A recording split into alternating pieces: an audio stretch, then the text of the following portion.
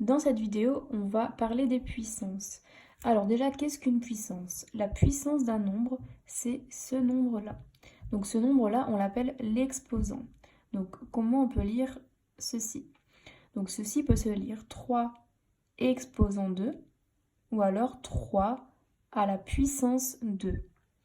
Pour les puissances de 2 et de 3, on peut utiliser une autre façon pour lire les puissances. Donc 3 à la puissance 2 se lit aussi 3 au carré. Donc vous le voyez notamment dans le théorème de Pythagore. Donc à la puissance 2, c'est au carré. À la puissance 3, donc par exemple 4 à la puissance 3 se lit aussi 4 au cube. Donc c'est les deux seules exceptions. Vous pouvez lire ça 3 à la puissance 2, 3 exposant 2, 2 à la puissance 5 ou 2 exposant 5. Donc le nombre ici, on l'appelle l'exposant.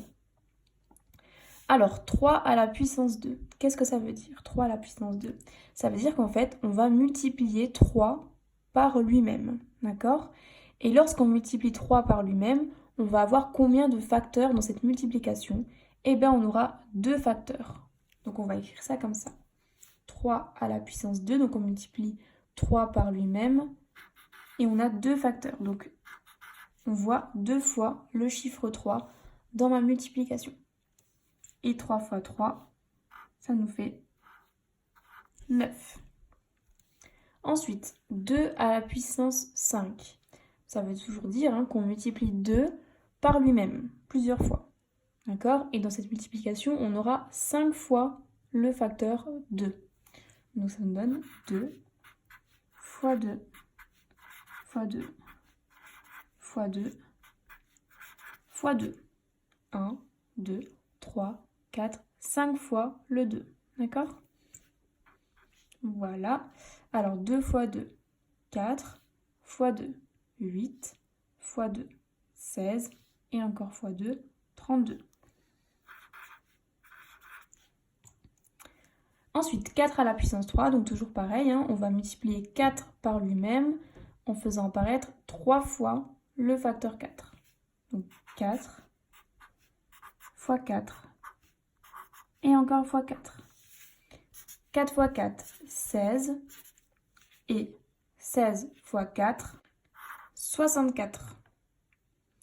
Alors maintenant, on va voir la petite propriété du coup. Donc en fonction de ce qu'on a découvert ici. Donc soit A un nombre quelconque et N un entier positif. Donc on reste dans les puissances avec un exposant positif. Donc on a dit que ce nombre-là s'appelle l'exposant. Et on a dit que ce nombre-là nous indique combien de fois nous aurons le facteur A dans notre multiplication lorsque l'on multiplie A par lui-même. Donc on va multiplier A par lui-même. Combien de fois nous allons voir ce facteur A apparaître? N fois.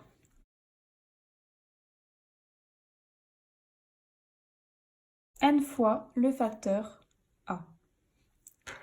Alors, petit cas particulier, A à la puissance 1. Donc, on a combien de fois le facteur A qui apparaît? Une fois. Donc, c'est juste A. D'accord? Donc, peu importe quel nombre, lorsque vous avez un nombre à la puissance 1, c'est égal à ce nombre. D'accord? Par exemple, si je vous mets 6 à la puissance 1, 6 à la puissance 1, ça va être égal au nombre lui-même, à 6. Ensuite, A à la puissance 0. Donc là, on a combien de facteurs A? 0, il n'y en a pas. Donc ce sera toujours égal à 1. Donc peu importe quel nombre vous avez, tout nombre à la puissance 0 est égal à 1. Si je vous mets par exemple 15 à la puissance 0, eh bien ce sera égal à 1. Voilà, donc je vous ai mis des exemples ici. Donc je vous laisse mettre pause sur la vidéo et vous pourrez les faire du coup, essayer de les faire tout seul et ensuite on va regarder ensemble la correction. Alors voilà, donc on va corriger ces exercices. Alors, moins 1 à la puissance 3. Donc ça veut dire que nous avons 3 fois le facteur moins 1 qui apparaît quand on multiplie moins 1 par lui-même. Donc moins 1 fois moins 1 fois, moins 1. Petite erreur ici, c'est fois. Alors, déjà, on va parler du signe. Nous avons 3 facteurs négatif. 3 est un nombre impair, donc le résultat est négatif. 1 fois 1 fois 1, et bien ça fait 1, donc moins 1. Ensuite, 10 à la puissance 5. Donc, on va multiplier 5 fois 10 par lui-même. Donc 10 fois 10 fois 10 fois 10 fois 10, 5 fois. Donc ça, c'est égal à combien? Donc on aura 5 zéros, donc 100 000.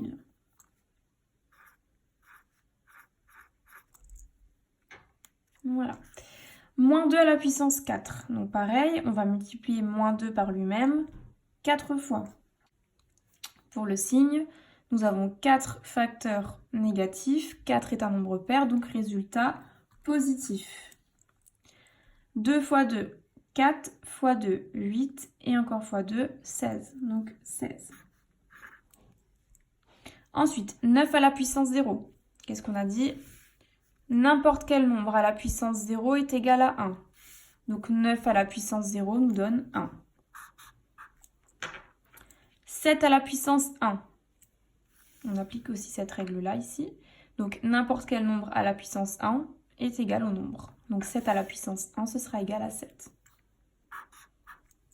Ensuite, 3 demi à la puissance 2. Ça veut dire qu'on va multiplier 2 fois 3 demi par lui-même. 3 demi fois 3 demi. Nous avons deux facteurs, 3 demi.